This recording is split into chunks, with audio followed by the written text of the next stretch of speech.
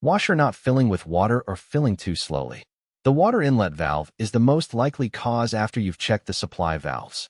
What the inlet valve does, it's an electronically controlled valve at the back of the washer where the water hoses connect.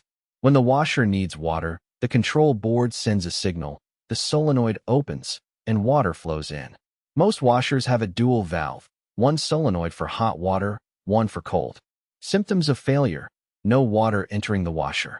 Only hot or only cold water coming in, but not both. The washer fills very slowly. Water continues to trickle in even when the washer is off. Error codes related to water fill. Diagnosis. First, verify both supply valves behind the washer are fully open. Disconnect the hoses and check the inlet screens for debris. If the screens are clear and the supply is good, the valve itself has failed.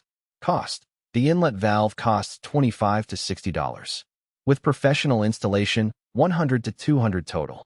Common part numbers: Samsung DC62 series, LG 5220FR 2006H, Whirlpool W108-53723, GWH 13X 10024.